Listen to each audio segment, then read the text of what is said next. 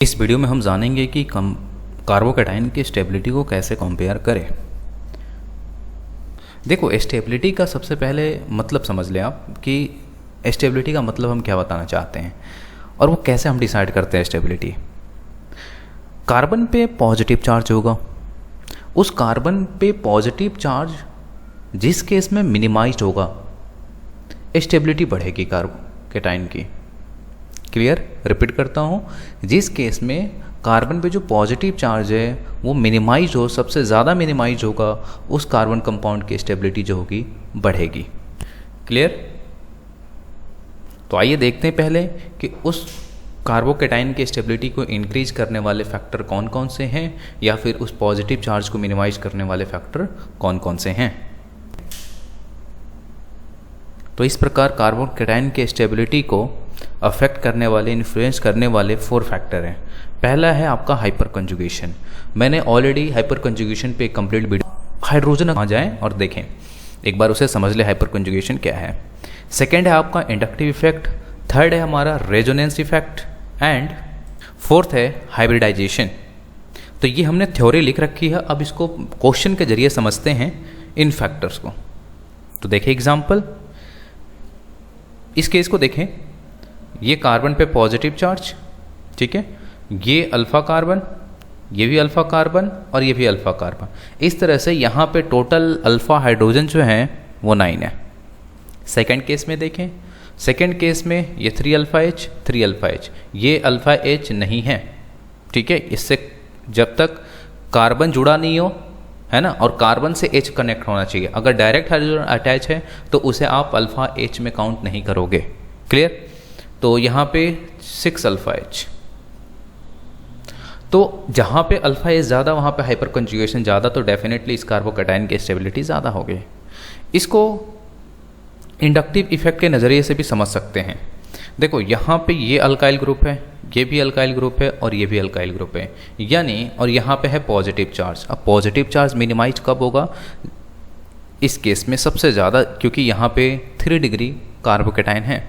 दूसरे केस में देखें तो ये 2 अल्काइल ग्रुप अटैच हैं, यानी यहाँ पे 2 डिग्री कार्बोकैटायन है।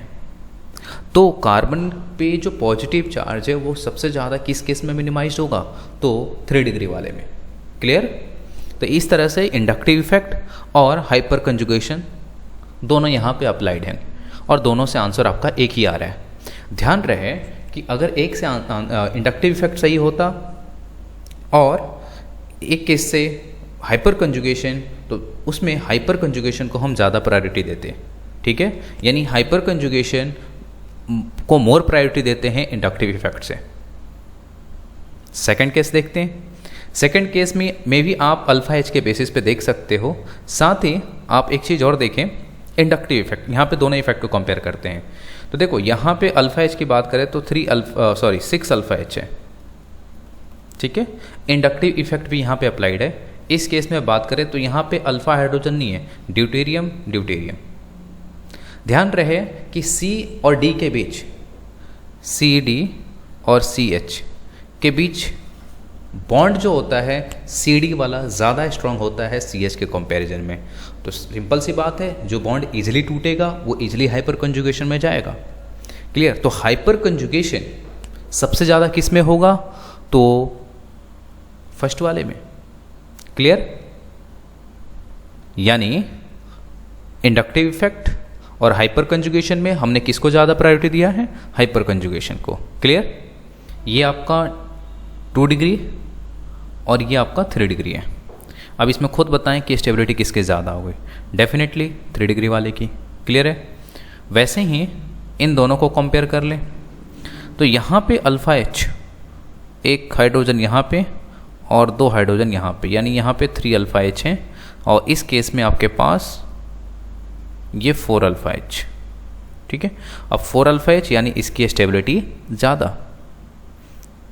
तो थर्ड, सेकेंड और फोर्थ को भी कंपेयर कर लेते हैं।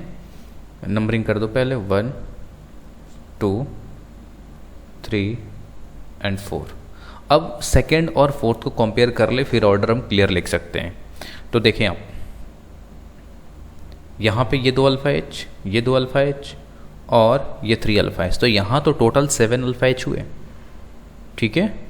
यानी इंडक्टिव इफेक्ट से स्टेबिलिटी इसकी ज़्यादा तो है ही, साथ में यहाँ पे हाइपर कंजुगेशन भी ज़्यादा होगा, तो फिर ऑर्डर क्या हो जाएगा आपका, second, then fourth, then third and first. देखते हैं अगला क्वेश्चन। तो इन दोनों में डिसाइड करें किसकी स्टेबिलिटी ज़्यादा होगी। तो यहाँ पे देखें आप, ये रेजोनेंस स्टेबलाइज है, ओके, कंजुगेशन में है प्लस और पाई, ओके, यहाँ पे रेजोनेंस नहीं है। तो ध्यान रहे कि रेजोनेंस अगर स्टेबलाइज कोई कंपाउंड है तो उसके आगे पीछे फिर किसी भी स्टेबलाइज को हम नहीं देखेंगे, या तो इंडक्टिव इफेक्ट हो, हाइपर कंजुगेशन है, उसे भूल जाओ। अगर रेजोनेंस स्टेबलाइज है तो फिर वो सबसे बेहतरीन स्टेबल होगा, ठीक है। तो यानी ये हो जाएगा आपका। ऐसे ही सेकंड केस में देखें आप, इन दोनों में कौन ज़्यादा स्टेबल होगा, तो फिर यहाँ पे आप देखें तो रेजोनेंस है, ठीक है, ये रेजोनेंस में नहीं है। वैसे ही यहाँ पे देखें तो ये दोनों साइड से रेजोनेंस करेगा, जबकि ये एक साइड से रेजोनेंस हो रहा है, तो इस तरह से आपका यही स्टेबल होगा। नेक्स्ट आप देखें फिर वही चीज़, रेजोनेंस से स्टेबलाइज है कार्बोकेटाइन, तो ये हो गया। ये एग्जांपल देख ले, ये हाइब्रिडेशन से रिलेटेड है। तो ये हो गया आपका sp3, यहाँ पे ये sp2 और ये sp, ओके। अब देखो इस कार्बन की इलेक्ट्रोनेगेटिविटी फिर ज़्यादा हो जाएगी, क्योंकि हाइब्रिडेशन sp है, यहाँ पे sp2 है और यहाँ पे sp3 है। तो जिस केस में s कैरेक्टर ज़्यादा, वहाँ पे इलेक्ट्रोनेगेटिविटी ज़्यादा, और इलेक्ट्रोनेगेटिविटी ज़्यादा तो कार्बोकेटाइन की स्टेबिलिटी फिर घट जाएंगी, ठीक है। तो फिर ऑर्डर आपका क्या होगा, ये कुछ। तो इस तरह से हमने चारों के एग्जाम्पल लेकर के बता दिए।